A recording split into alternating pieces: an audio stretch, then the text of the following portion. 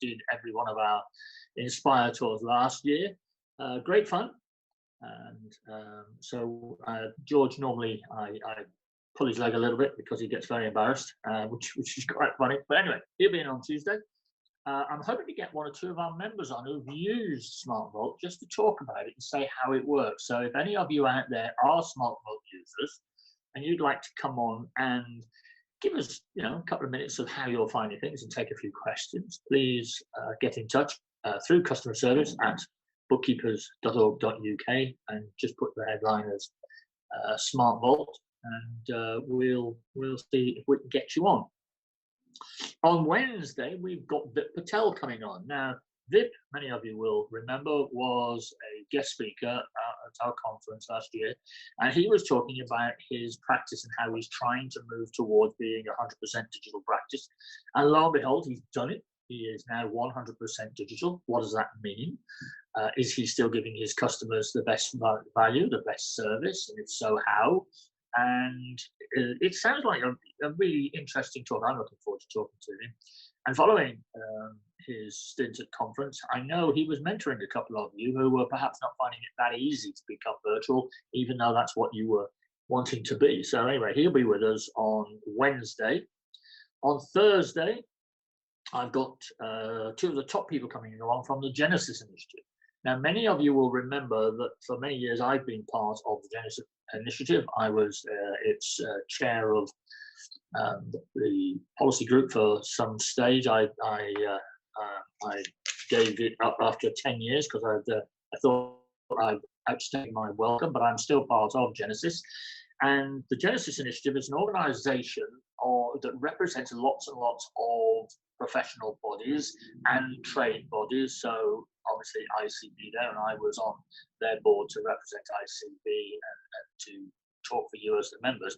But they all talk about things that affect micro, small and medium-sized enterprises, MSMEs, and they lobby government. And you will, those of you who came to our breakfasts at the House of Commons last year and the year before, will know that I chaired those breakfast meetings, and normally we brought in an MP, and they were part of Genesis. They were people that I came into contact through Genesis, through our lobbying, and it was very useful to get those in. So they have a sort of an inside track on government, I like to think. So we're going to be able to ask them all sorts of questions about which way they're going, because obviously, as those of you who've been watching any television today will know, that we are talking about a huge deficit for the country. Well, what's the government going to do about it? We're going to have to pay for it in the long term, and they're now talking about us not paying for it, but our grandchildren and our great-grandchildren for many, many decades to come. So let's see if Genesis can give us any sort of pointer on that. And also they'll be talking to us about some suggestions they have for the Chancellor. There is the talk of the Sovereign Debt Fund. And those of you who don't know what that is, that's a good excuse for coming in on Thursday so that they'll tell you what that's all about. But also, I'd like you to come on and tell us what you think they should be doing on behalf of small businesses, and you, because you're obviously small business people as well, and obviously your clients. Friday then, on the Genesis, we've got the two top people, John May, who is the chairman, and John set the organisation up with the late and very great Alan Cleverly, who unfortunately is no longer with us, but the two of them set this all up with various people from Parliament and government to assist them with that. And here's the chairman, and he's bringing along with him David Harvey. David is now the chief executive. He's run a number of different organisations, and he's very switched on, knows his parliamentary stuff. So that should be a pretty interesting day. And then, believe it or not, we're back down to Friday. Thankfully, it's Friday. And when Jaquie Matt will be with us again to talk through what's going on. And just to give you a bit of advance notice, the following week, look out for our webinar from TaxFiler. Now, TaxFiler went down very, very well when they were on with me as my guest the other day, and they've already done one webinar. But this one will be of particular interest to those of you who have now got your qualification to offer FRS 105 and 102.1A. In other words, to file accounts on behalf of companies. That is going an absolute storm at the moment. So many of you are now qualified to do that, and they're coming on to tell you how TaxFiler can help you computerize that and get the most out of what you do and make sure everything that you do is accurate. Because with something like that, it's all going into government. So obviously you need to be extremely accurate. Now, some of you will have heard already that Accountex for next year has been postponed. Sorry, for this year, sorry, has been postponed. Great shame. We love going to Accountex. We meet many of you at Accountex, but the big part about Accountex is it gives us the chance to tell them that they need to employ or work with not just bookkeepers, but ICB bookkeepers. And our stand over the years has got bigger and bigger and bigger as we've brought in more and more interest from accountants. And I was looking forward to it. Again, this year, we had a number of sessions where we were going to be talking, doing presentations to accountants and to other attendees. And in fact, this year we had a whole theatre area specifically sponsored by us and for us to use. So it's a great shame, but it will be coming back next year. They've moved it to their normal time, but it will be now in 2021. And I think it should be quite a good year for them, because next year is their 10th anniversary of Accountex, and they're going to be doing a lot, presumably, to celebrate. Of course, there's an even bigger celebration later in the year. Excuse the siren they're going past, that's probably living in the middle of the city.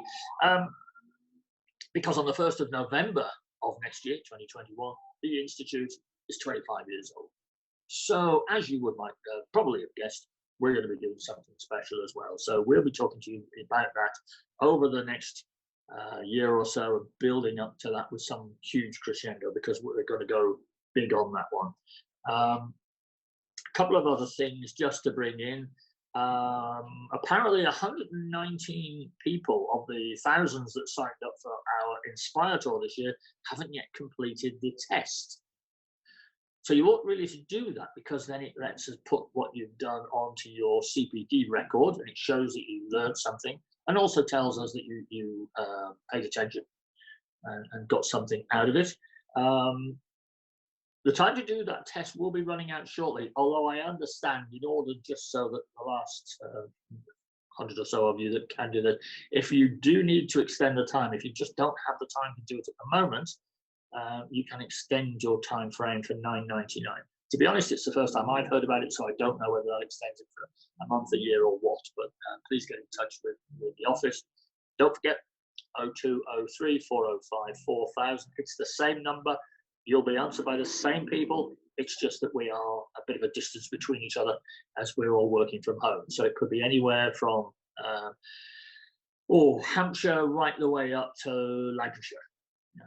We've got one of our team working up there, not far from Blackpool, and we've got a couple more working from Wakefield. So we are pretty well spread, but hopefully it's a seamless move and you wouldn't know there was any difference at all. 18th of November is going to be a big day for bookkeepers this year. It's a very important day because this is the day that we celebrate you, what you've achieved, what we've all achieved together in getting through COVID, getting through this crisis that has been affecting everybody, what you've done for you, your family, your businesses, your clients. It's Raise a Cup Day, but with some extra oomph this year, because as I said a little while ago, every time I do my clapping on a Thursday night, I'm also clapping for you ICB bookkeepers, because you are going above and beyond to keep the whole world of small business running, and your own business is running, and your family's running, and your partners from going stir crazy. So you've done a fantastic job. To Raise the Cup Day this year, a complete global Raise the Cup Day, starting in New Zealand and finishing off somewhere in the islands off America there. We are all going to be raising the cup to you fantastic people. So it'd be good to have you there. Following on, just quickly to say just a couple of things that are happening. I've given you what we're doing next week, and then we've got tax filer the following week.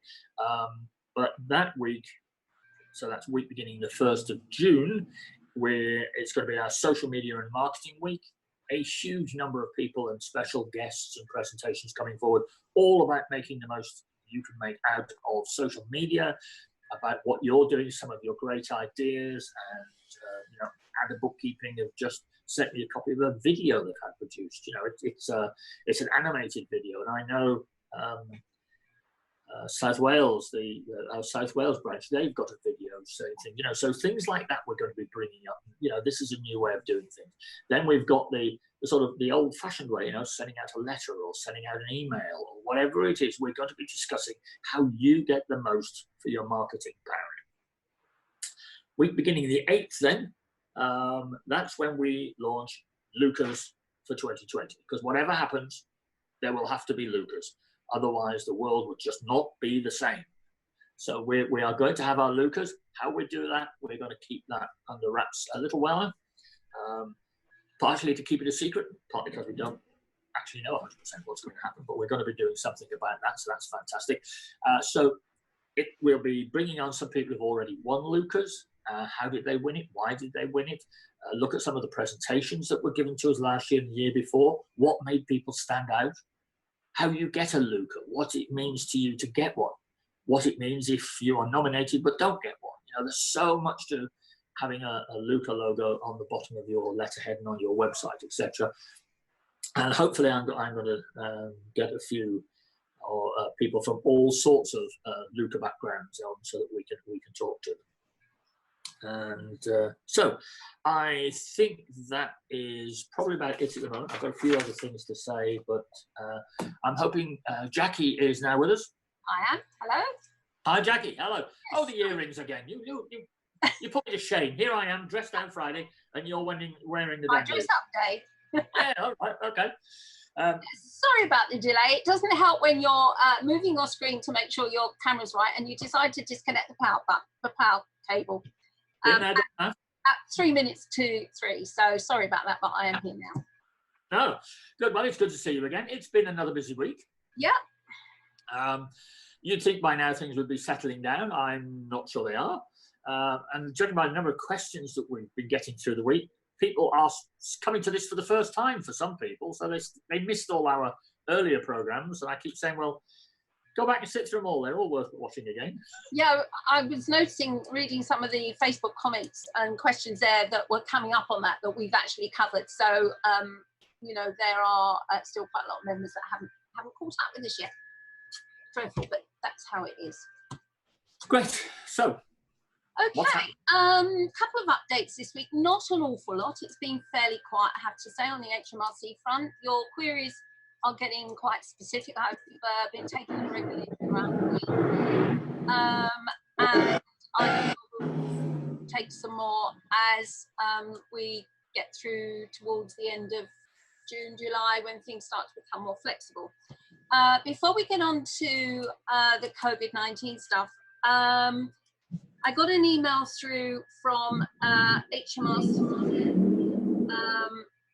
earlier this week. For those of you who are involved, the disguised remuneration scheme, that is where you have a limited company where the director is taking out sums of money against a loan account rather than putting them through dividends or salaries. And the law changed a few years ago on that, and the tax implications have now changed.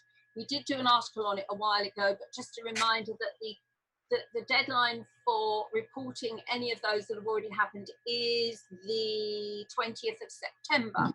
And directors have 3 years going back a year, this year and next year, to clear any tax implications there are. Keep an eye on that if you've got someone in that situation, because the rules have changed recently as to the amount of tax they have to pay.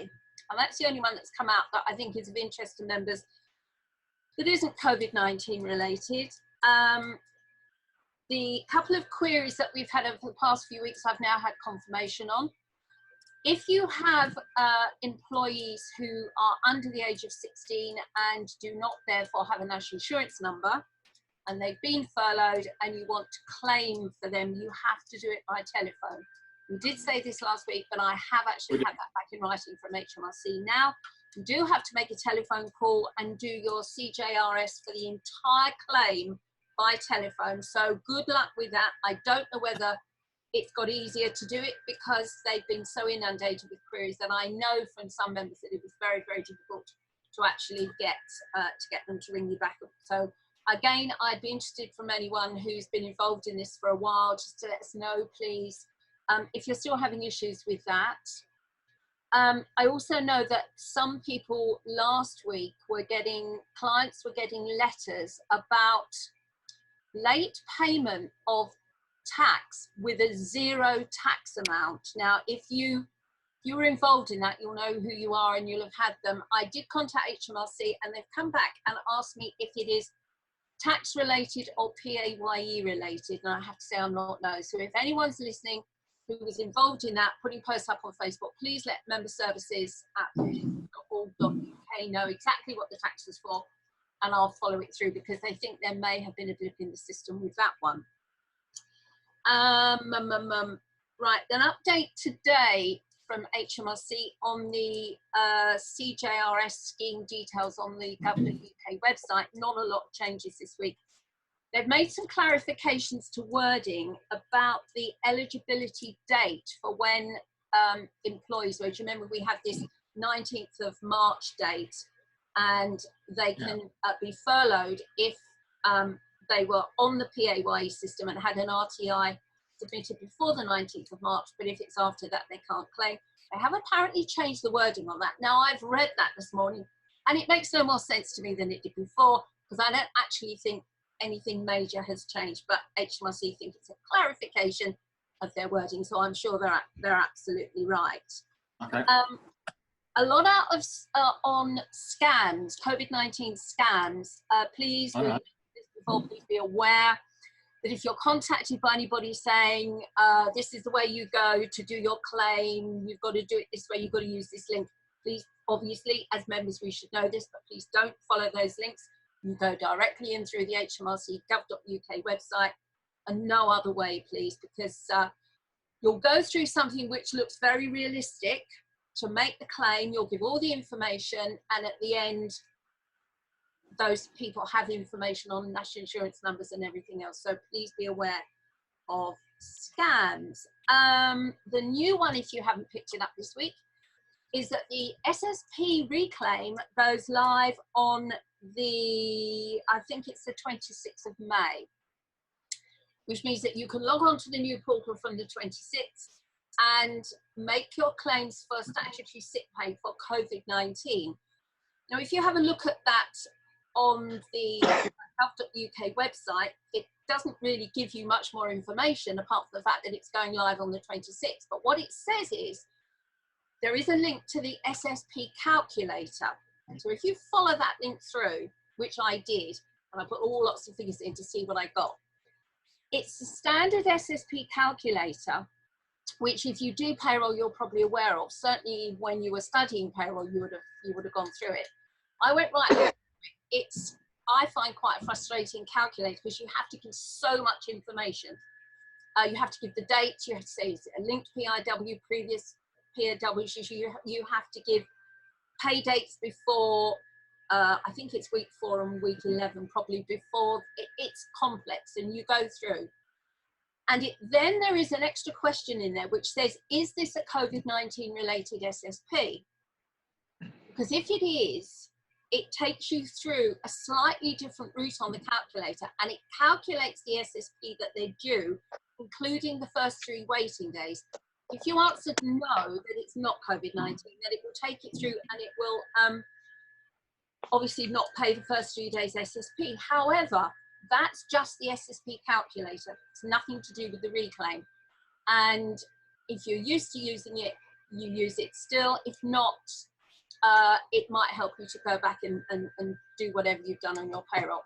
So we watch this space when that goes live next week. If anyone's got an SSP reclaim to make, again, when it goes live, 26, when's that? Middle of next week? It's 22nd today, probably Tuesday, I think, Tuesday. So if anybody's got any information on that, if they try to use it, we'd be grateful for some feedback. So that's it for me on the updates this week. As I said, it's been a fairly quiet week from HMRC. I think everyone that I've had a query from, that I've gone to HMRC and come back with an answer, I have actually contacted individually. So, well, we've got some questions coming in already, Jackie. So Claire has, do you know if they're going to extend the South beyond 3 months? I know it was 50-50, but my clients are asking if any updates. I haven't heard of anything. No, I've heard of nothing at all. No, I was just reading that. No, I've had nothing about updates from that, and I've had nothing on what's happening about the self-employment grant, whether that's going on past 3 months. Because that was What about local authority discretionary grants? That's Susanna Whelan's asking about that. Hi, Susanna. I haven't heard of any updates, no. So I think at the moment the money's gone out and it's for local authorities to decide. They've got discretion from them. I don't, Yeah. we don't. Sorry, Gary. No, I'm just saying we've had a few of these people, like Susanna and her clients. They are in serviced accommodation, so they're not technically paying any rates, so they've not had that back or anything. So they're not gaining anything at all. They're not getting that useful reduction in fees.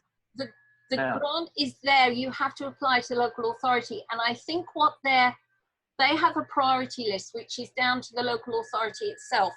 So they have been asked to prioritise those people in the shared accommodation, like a small shop in a shopping mall where they've been affected that way. But I think you've got to go to your local authority. I don't know of an extended date, and I don't know of an extended amount. Juliet says there's still a long backlog waiting for callbacks from HMRC if escalated to higher tiers. I called yesterday as I'd heard nothing since the 29th and was told it was looked at on the 15th but had to be escalated higher, and there's a long list. Yeah, so, I think this is happening. Actually, funnily enough, we had one that went almost back to week 1 of this, and I've still got it on my list to see if that's been escalated. I don't think it was, no, it wasn't Juliet who my original query was from. We can only wait for HMRC. If you've got the one here from Susanna Groom, it's about nurseries. I know you are the head of nursery as at the moment, and you know everything to do with nurseries now. What should a preschool nursery do regarding paying employees who don't want to return for work? Actually, Susanna, I think I may have sent an email back on this one this morning. I think this is, yes, I have. I've seen this email this morning, Susanna, and I've sent a response back through member services. Basically, I don't actually know the legal background for this. What they're saying is that the nursery is starting to go back, so they're taking staff back, and then they're being paid a discretionary grant. And this particular case has quite a low private income threshold, as I understand it. So the amount of CJRS reclaim is quite small. Now, the funding is meant to cover the part of the wages. So if you have got staff who are part working and staff who are not working, you would use your funding to pay them in full. You can only claim the CJRS grant for that percentage of the funding which is private. So if that is as low as 20%, that's all you can claim. So it is therefore, I think, but I'm not an employment person at all, so I can only surmise this is what would happen, and Gary will correct me if I'm wrong on this or confirm, that if you are then have got people who are staying on furlough because they don't feel safe or they're shielding, the furlough is still there for them in agreement with the employee, with the employer, but they're going to be limited in the funding. Now, if they want to pay the staff 50% as a gesture of goodwill, I think that is an employment issue based on whether they have a contractual agreement to this or whether they have a voluntary agreement in writing between the employer and the employee that the employee agrees to take a 50% cut while they're still not working, and then the employer can claim that amount as part of this on the CJRS scheme, providing it's within the amount that they can legally claim because of their percentage of income, if you see what I mean. Does that sound right as far as the employment is concerned, Gary? I think so. I mean, it's a difficult area, isn't it? Because we've had a lot of people saying, well, if you are allowed to pay the 20% top up to give the 100% to your staff, it is only up to the The 2,500 is only 80%, isn't it, of Yeah. what they pay? But if somebody is earning double that, Yeah. I think the employer is still only expected to spend Yeah, to pay that's 20%. fine. But I think this is a case where these people are earning a much lower salary than that. They're on quite a low income, I think, Yeah. nursery people, probably on quite a low income. And it's a question of whether if the nursery is going back and they want all the staff in, but some of the staff don't feel they are safe to go back to work because they're shielding or because they're worried.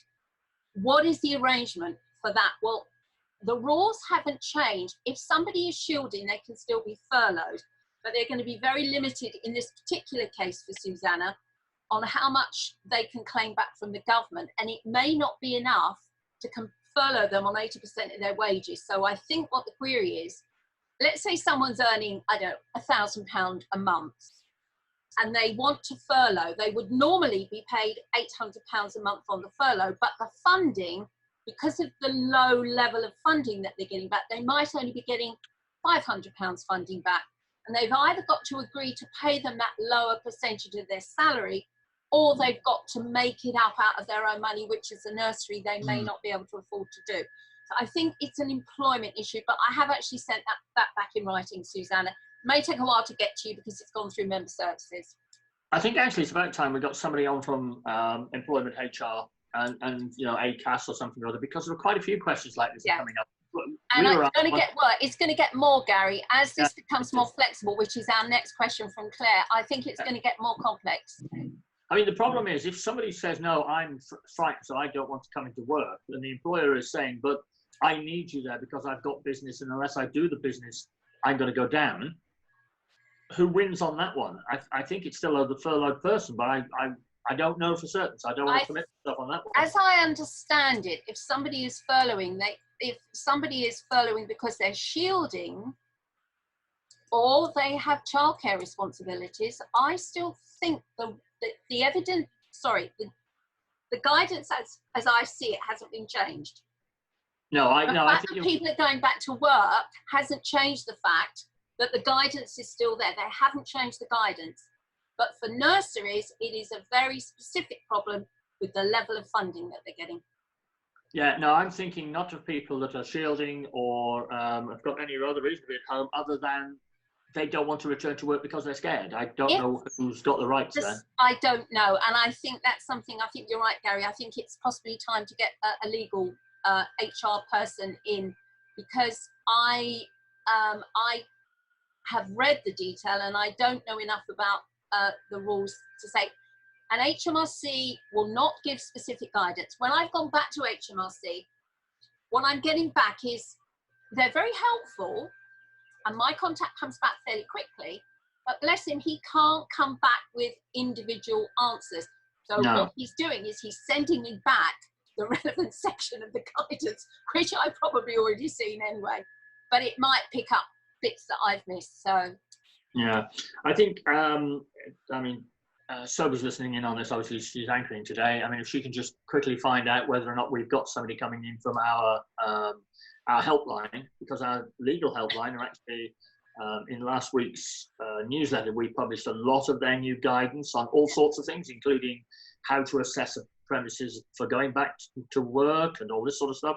So they presumably have some idea on this. So the only thing was, I think they were in short number because some of them had to be furloughed as well. I mean, certainly the queries I'm getting through, if they're like that, I've been referring back to our legal people, because I can't get involved in that because I don't want to give out the wrong advice. So I'm not even touching the HR aspects of it. And the last one here from Claire, the last one at the moment anyway, about the percentage HMRC will give for furlough after August. Who knows at this stage? No, the answer is no, we don't know. And that also asks about people going back to work on the vulnerable list. So the second half of Claire's question is the same as the one we have for Susanna, but we don't yet know what the details are.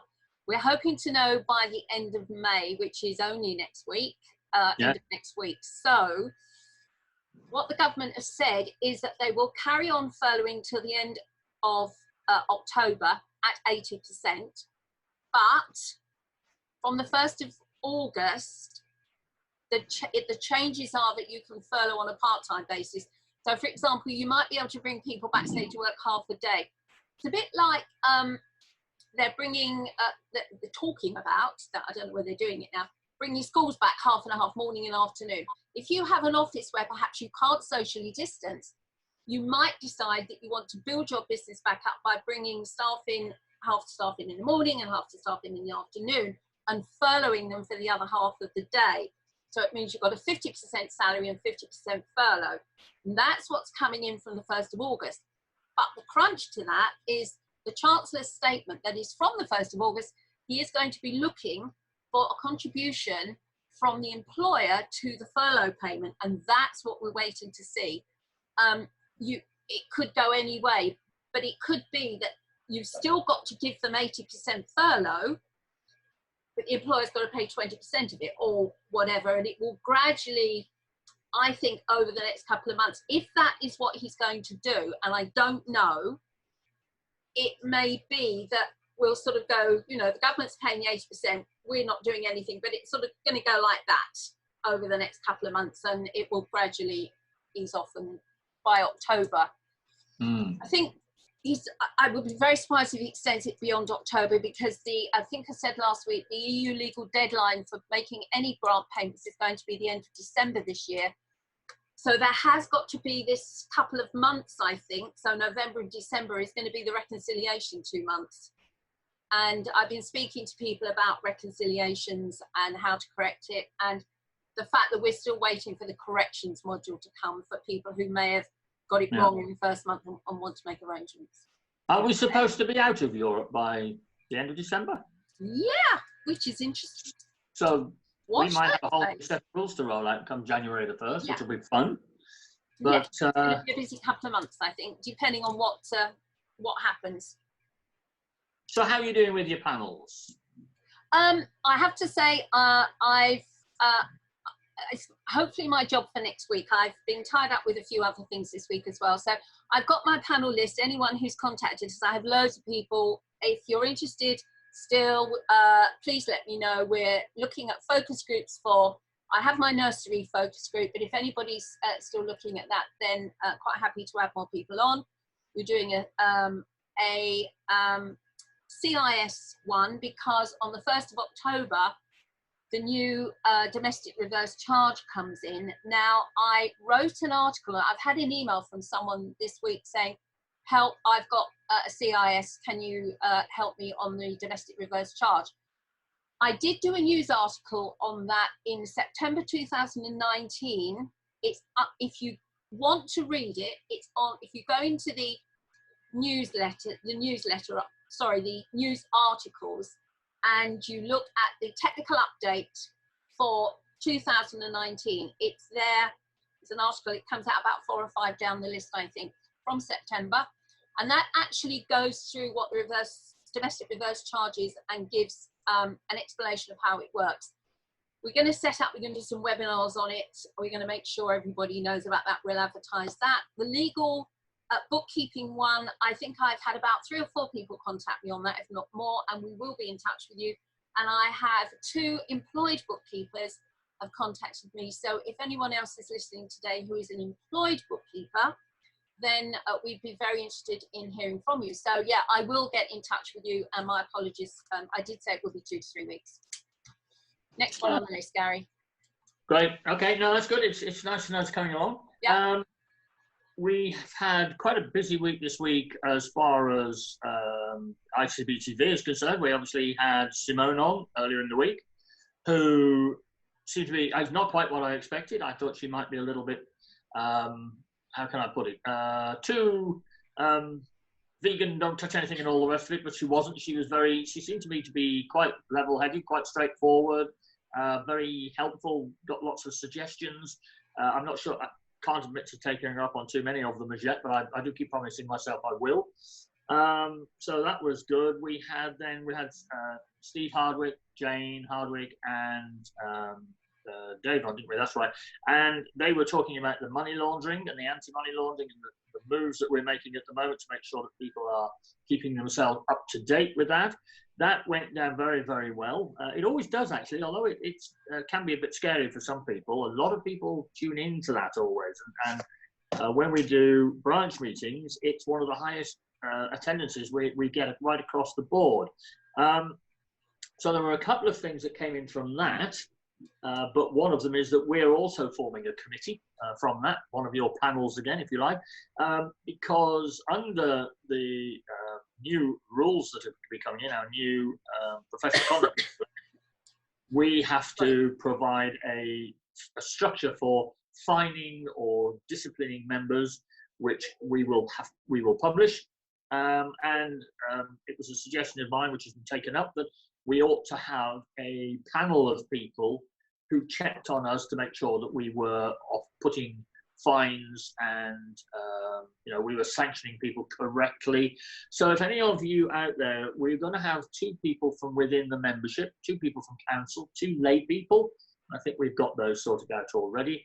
If any of you out there have got experience of mediating or anything like that, and you'd like to put your name forward, they will be virtual meetings. We are, there's a good reason to make it a virtual meeting going forward, even when we come out of COVID and lockdown, because it means that we can get to anywhere in the country. So if any of you have done that, if you are, I don't know, a school governor, or you've been on something like that and you've looked at these sorts of things, then if you'd like to put your name forward, I will be back in touch with you. So again, customer service, that's fine.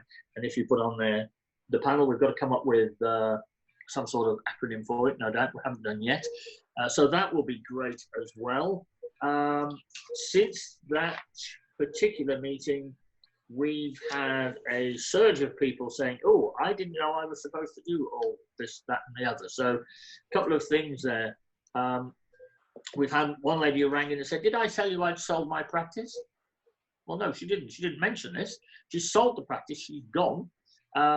She's still in membership because she wants to retain her links to ICB. But meanwhile, the practice that we've got down as hers is now somebody else's.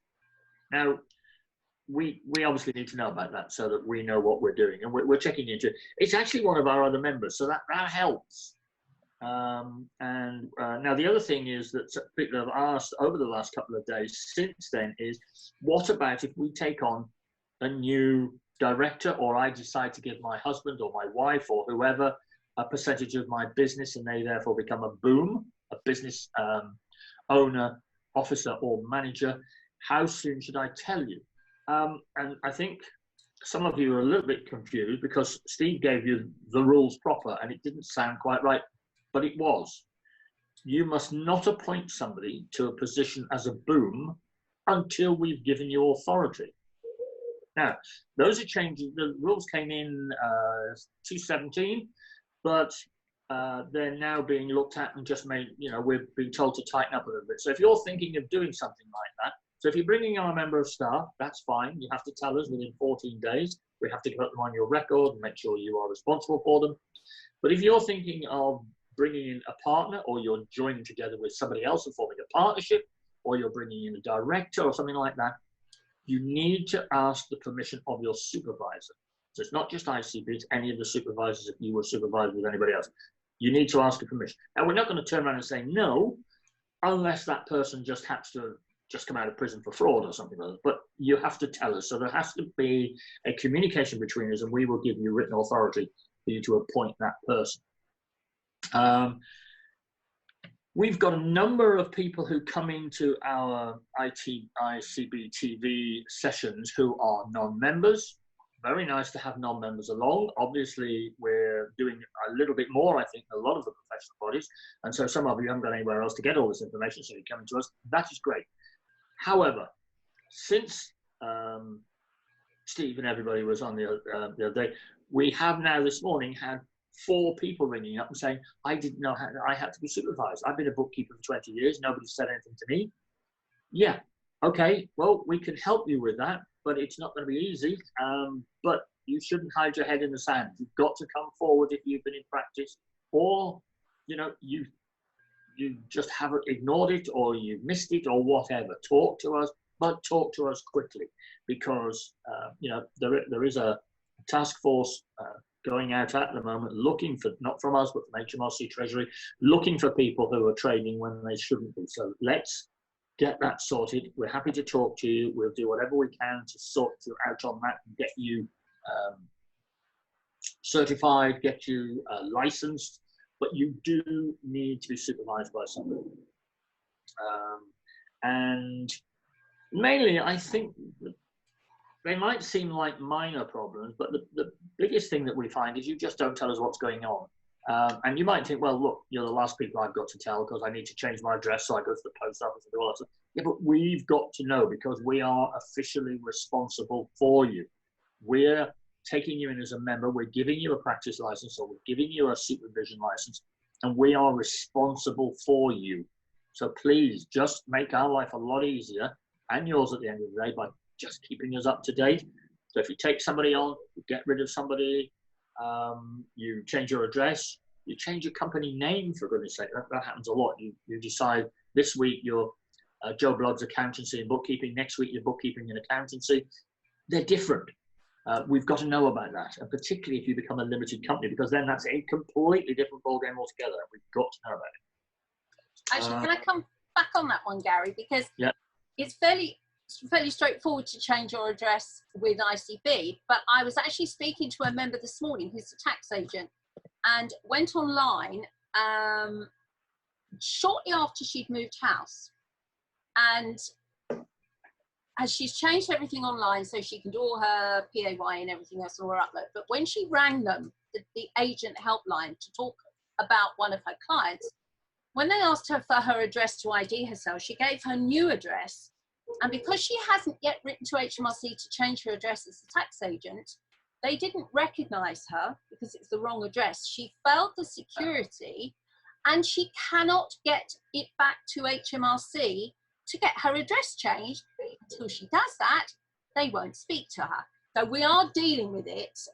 So if you are a tax agent, please be very careful how you change your address with HMRC. And I can assure you, it is not a straightforward thing to do. Now, if anyone's tried to do this recently, it's a while since I did it, some years since I did it. As far as I'm aware, as a tax agent, you cannot change that online. You actually have to snail mail them it. And we tried online with this particular member this morning. We went online, we went through all the helplines, and trying to find that address is almost impossible from the gov.uk website. I don't know whether Gary's aware of this. I'm trying to find out an address. So once I've sorted this out, we may very well put something up on our website about how to do this, because it wasn't that would be useful. Straightforward. I mean, there's about 22,000 people from the tax office actually working from home at the moment. So how they distribute the mail, I have no idea. It's a nightmare at the moment, but I've complained so many times at the HMRC meetings about the help facility on the gov.uk website, but that is gov.uk, not HMRC. Can I just pick up a couple of points coming from Facebook? Ian Chait, hi from Melbourne. Hello, Ian. How lovely for you to join us. You're a slightly different time of the day to us, so yeah, welcome. And a message from Helen that I'm not going to read out. Thank you very much, Helen. I do appreciate that. It's getting more and more difficult as the years go past. Helen knows what I mean. Thank you. Can I just say, whilst you're talking about tax agents, that for many years we've been dealing at HMRC with a particular person, I won't mention his name, but he is very high up in the anti-money laundering, illicit funding regime. He's just been put in charge of tax agents. Now, that would suggest that they think something isn't quite right within this it's a latest fiddle, but there is he's bringing in a new regime where every single tax agent has to put on their application who their professional body is. That is all going to be checked. And we've done a couple of randoms. One of them had got the wrong name and the wrong address. Now, as you've just said, that person will just not be a tax agent for much longer. No. And you've got to start from scratch. Now, it's only dotting the I's and crossing the T's, but, you know, if you've got your I's crossed and your T's dotted, then we're up the creek, as they say. Really, we can only do what we can do.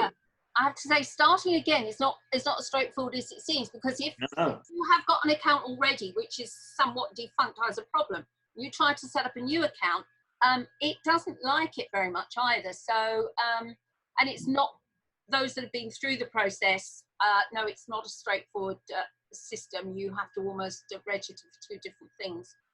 And interestingly enough, the going back to a couple of weeks, 2 weeks ago, when the SACE came out, Garry and I were talking online about certain other accountancy bodies who were not happy about the fact that as tax agents, we can't apply for the self-assessment grant. And one of the things that came across were the number of tax agents who are applying for the self-employment grant on behalf of their members and are getting membership, getting that delayed because tax agents can't do that. And I wondered if at the time either they're a member of a body who's perhaps not giving the information that we are, or they're not a member of a professional body and they're registered with HMRC, and hence they're not getting the information that we're able to give you, and perhaps they're not doing as much research. So yeah, I think it's about time. I'm all for that. Yeah, but I mean, the fact that it's this particular person, I mean, he is very senior. So the fact that he has now given the task of getting this sorted does suggest that there is a lot more emphasis going to be placed on this. So we need to get it right. And also with the tax agents. Sorry, just I'm going to put something in. Yeah. Oh, we've lost Garry on video for a few seconds. Right. Yeah, okay. no, it's okay. Sorry, Oh, I'm just I'm running out of power. It's not me. it's the computer. So I'm getting somebody to sort of plug me in, as they say. And yes, my here we are. Let's go. Just make sure I don't want to disappear on you completely. Yeah. Anyway, so right. Thank you. Yeah, it's. Well, I mean, it's only right, really, isn't it? I mean, our members have said for many, many years they don't like the idea of non-qualified and unregulated bookkeepers being in this. So, yeah, we've got to make sure that when the drawbridge is pulled up, we're all inside. You know, the ICB bookkeepers, we can all wave at those who are sitting outside getting it wrong. That'll be great. But yeah, it's major stuff coming up. And whoops, I'm getting pulled on. Somebody's pulling me a cable, as they say. But I won't say who or anything else. Oh, right. Oh, power. That's good. Right, Garry, so a question coming from Claire about summit tickets. I'll leave that for you, that one. Where's that one? At the bottom of the question list, questions and answers from Claire. Do you know whether summit tickets will go on sale? When we know if there's going to be a summit, to be absolutely honest with you. I'm not sure whether we're going to be self-distancing still in November. I mean, 1 minute I think everything's going to be okay, and the next minute somebody says, well, this is going to run till the end of the year.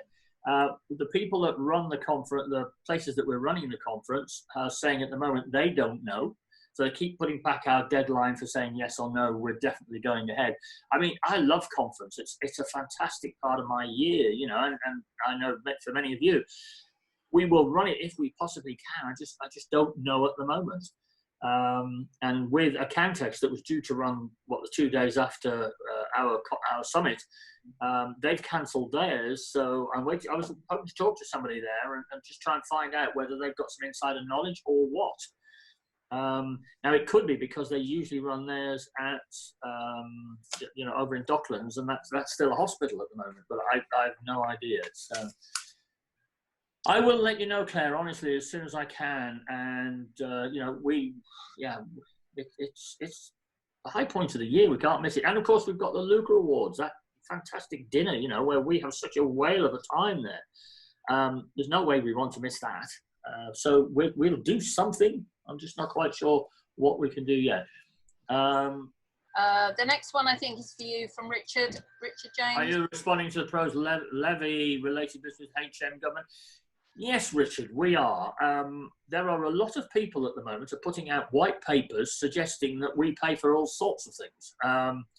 And yeah, we are working on this. At the moment, I think they're looking at much larger businesses than ours that are going to be asked to, much larger bodies than ours that are going to be asked to pay for all this. But I mean, ICAW are paying about $500,000 a year, I think it is, towards OPBAS. So I'm not sure they're going to keep on wanting to pay for everything. We just keep our head down as long as we can. But no, we will be contributing we will be coming up with suggestions. Yeah, I mean, everybody's going to be scratching around for money, I think, over the next 6 months or so.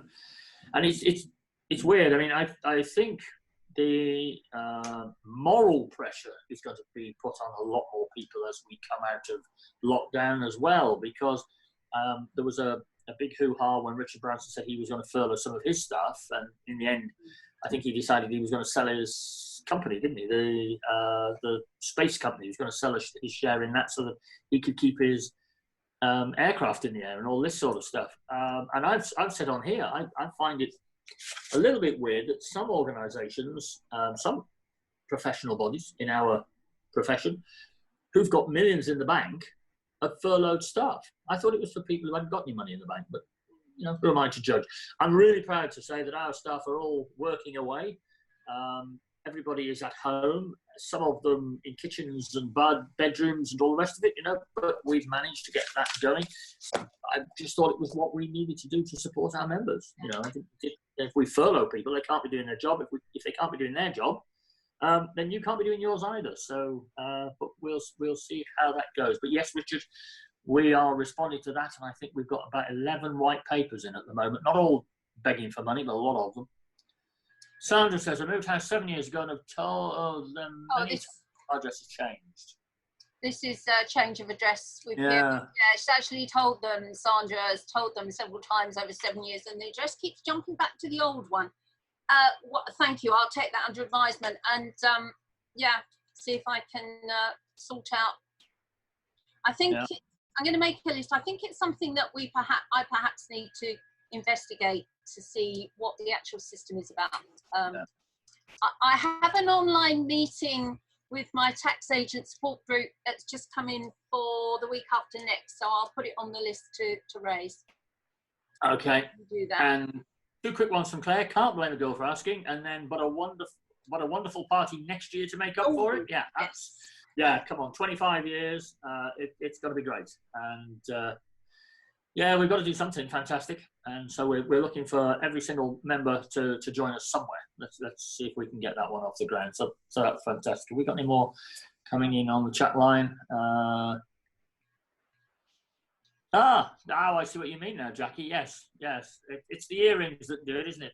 Helen Korikova from Ukraine. Hi, Helen. If you're listening to us, loving your tweets all the time. You follow everything that we do, which is fantastic. I'll get you to come on some stage. I didn't know your English was actually as good as this, because you always pretend to me that you can't speak English.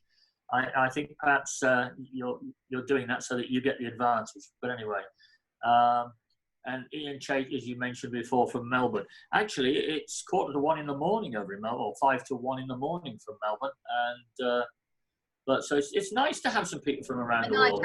Owl. Sorry. A night owl, obviously.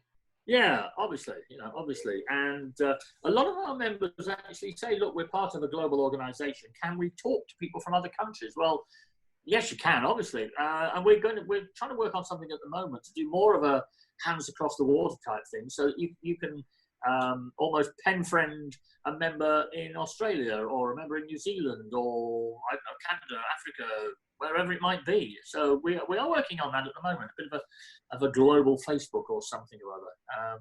And I know some of our people from Australia have been very confused by our ICB Facebook pages, thinking it was an Australian Facebook, and they've jumped on, and people have been talking at totally cross purposes. So Australia have said, well, you should now call yourself ICB UK. Well, back off. No, we're ICB. We are the global body, whatever you call us. And we have lots of members. We're in I think it's still 134 countries. It is 134 countries. So, yeah, we've got people from all around the world. And normally, on virtually everything we do, we've got at least 2 people from the Philippines. They absolutely soak this up because it's CPD. And I think over in the Philippines, if you don't do your CPD, you lose your job, which is not quite the same here, but, it's good to see. Jackie, what else have you got? I think we're up to date on the questions. You're all very quiet today. Got quite a lot of people online, so or we've covered everything and no one's got any queries. Yeah. As I said to you, I will get going on my focus groups next week and start to I have to say, can I just say at this point, those of you who have contacted us, I have been asked to say that we do have to make sure that your membership is squeaky clean and up to date and everything is okay before we can actually invite you to join the focus group. So hopefully most of those of you who have contacted me are within that situation, and we will be in touch. Yes, yeah, that's interesting. We have a team of people who are doing this at the moment. They're going through everybody, mainly because we're due to get an audit towards the end of this year, and it's one of those things. They say, right, pick somebody at random. They always pick somebody that something's not quite right with, and they therefore think that that's the entire membership. That's somebody clever, because when I was practicing and I worked with one of my clients, we worked with a chartered accountant. So those of you who are practicing that send your stuff to a chartered accountant will know that when they ask to sample a complete list of one of the accounts in your nominal code, you know that's the one that's got the mistake in it, and they will pick it up, because that's what a good chartered accountant or any accountant will do. So yeah, been there, done it, worn that t-shirt. Okay. Hang on, Sarah. Again, I just to mention, sorry, said about claiming SSP from the 26th of May. Yes, the SSP Reclaim portal will open on the 26th of May. Now, this is for all the COVID-19 stuff that normally SSP can't be reclaimed. And going right back to March, one of the first things that the Prime Minister announced was that the Chancellor will pay for 14 days of statutory sick pay if it's COVID related, and the first 3 days, which are normally waiting days, will be paid.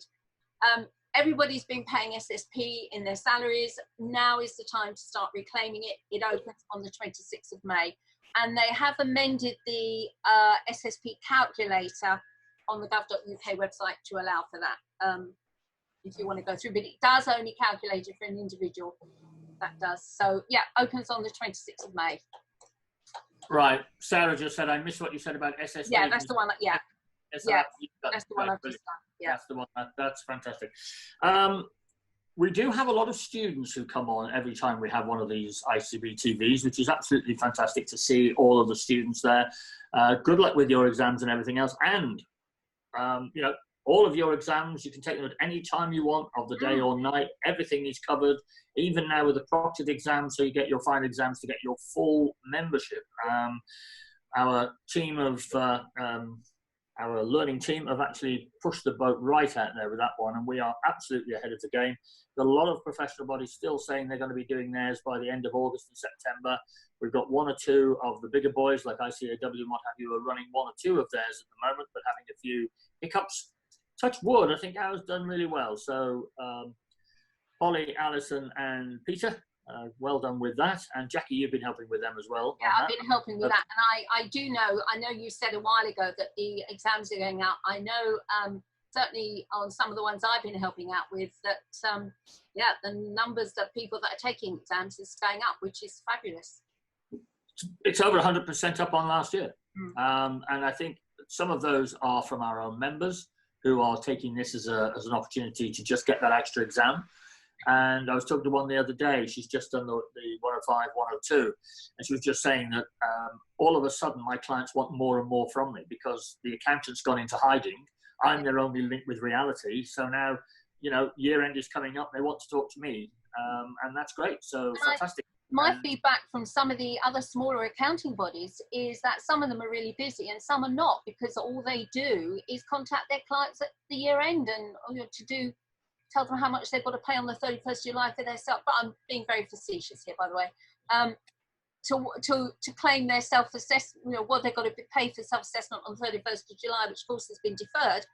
Yeah, and some of them are saying that they have very little work, whereas that's completely the opposite of our members. And I'm sure that's because our members are dealing with their clients on a day-to-day basis. They're the ones that they trust, and they go to them. And our members are the ones that know all this information and are helping their clients. So yeah, great on you. Well, we had a couple of the challenger banks on recently, and one of them in particular, I won't mention it, but one of them in particular was saying that they trust the figures of a bookkeeper because it's down to earth and it's black and white. It's what's really going on in the business. Whereas, you know, there's too much creativity goes into a cash flow projection when it comes from somebody that sees the client on an irregular basis. So, you know, it's pretty logical stuff. It's nothing that you should really find surprising, really, I suppose. So anyway, that's the exam. So don't forget, if you want to do some more exams, and I was speaking to a gentleman the other day who's just sat the whole set of exams again because he said he was bored. He'd got some time. I mean, that's a real glutton for punishment. You know, he's taken eight exams again. He's taken 7. He's still got his project exam to go. The other thing that we're doing, of course, is we are continuing with the apprenticeships. Now, some of our apprentices are not doing the work element at the moment because they've been furloughed from work, but they are still allowed under the regulations to do their learning end from us, you know, their qualifications. So our endpoint assessments are still going ahead. So if any of you are doing apprenticeships or you've got apprentices, and even if they're not actually ICB apprentices, you want to skip them across, we can help out with that. Because I know, again, I talked to a young gentleman the other day who his employer was saying you have to have your apprenticeship by the end of, I think it was the end of June. His own awarding body couldn't do it, so they've switched over to us. Excuse me. And he sat his payroll apprenticeship, I think 2 days ago, all done and dusted. He's passed. He's got his promotion. They're keeping him on. So, you know, sometimes it makes a big difference when they can't do their exams. So well done on that. Yeah, the apprenticeship team, I know, the apprenticeship assessment team is working really hard to get things through as quickly as possible so that we can speed the process up. Yeah. So, well, I think, what's that? We've just gone over the hour. So I think for a Friday, that's not too bad. I noticed the temperature is not quite as high as I said it was going to be. So the 26 degrees that we've been sweltering in for a couple of days is down to about 19, 20 at the moment. The thunder disappeared that they said was going to come yesterday because that was supposed to be horrendous. So it's all looking good for the weekend. Perhaps a little cooler than it was. That might stop people being silly and going out and getting onto these packed beaches. Have you seen the pictures of the beaches being packed? It does seem a little bit sort of gung-ho, but never mind. I'm still, and they're out on their motorbikes as well, obviously. But I am resisting the challenge to go and see my lovely granddaughter. So, you know, just a little bit longer. I keep thinking you're no doubt in exactly the same boat, Jaquie. Yeah.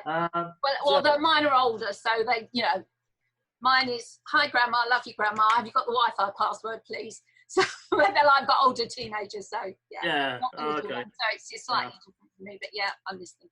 And ours are still at the slightly cheaper end of the scale as well. But anyway, this is true. This is very true. So just before we close, just to reiterate, obviously bank holiday Monday, so we're not on Monday, but on Tuesday it is Smart Vault, talking about all sorts of things about holding files, keeping files, transferring files, and particularly electronic signatures. So we've got George Kizis with us. Most of you will know George. Wednesday, we've got Vip Patel coming on, talking about being a 100% digital practice. So Vip went down very well at conference. That'll be good. Yeah. And I know he's mentioned a couple of you to get your practices up that way as well. So he's going to be talking about what he does. I'm going to be listening avidly to that one because I just want to make sure that he's not ignoring his clients. It doesn't sound as if he is, but you know, the problem with some of this technology is that you sit back and you send them emails for everything, and people still love us for our contact. Then on Thursday, we've got the Genesis people, John May and David Harvey. We're talking about what they think is going to happen to small and medium-sized and micro businesses once we come out of this furloughing. And they're going to want to know from us if there's anything that we think that we could do to help them lobby government to make life better.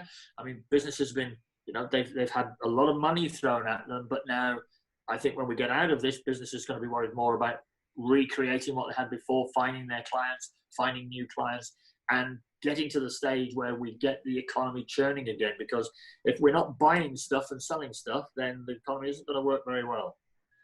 And then back to us again on Friday, Jaquie. So it's these weeks are going pretty quick, aren't they? They are. Scary. Right. So and hopefully by next week we'll be able to have some information on the SSP reclaim, which is the next one, as I say, to go live on the 26th. So right. Is it holiday this Monday? Is it this Monday? What's that? bank holiday? Monday. Monday, is it? Gosh, Yeah. time flies when you're having fun. I thought it was the following week, so it shows you how well No, the week is the 1st of June. Yeah. I know. Wow. Sarah just says, thank you for recapping that. Your coffee chats have been so helpful to us. Other bodies have not been very helpful. Brackets, ACCA. Oh, you're an ACCA. Oh, well, yeah, but, you know, they're doing their own stuff as well. They did a big conference last week, didn't they? That was a very successful one. Jaquie was on it, one of the speakers. Enjoy the much-deserved long weekend. They're all a bit of a muchness now, aren't they? But anyway, it is great. And thank you all for tuning in. Don't forget, if you want to see more, it goes out onto the Facebook pages. And I've noticed that at the moment, about 600 of you are going onto the Facebook section and watching the program then. And as I've said many times, I don't know whether it's 600 new people or you're all just gluttons and want to go through it again. But at the moment, we're doing pretty well. Thank you very much, everybody. Look after yourselves. Be careful. Don't go mad over this weekend and throw it all away. Let's make sure that we're all here for our families and our clients. And have a great weekend. See you on Tuesday. Absolutely. Have a nice weekend, folks. Bye. Bye.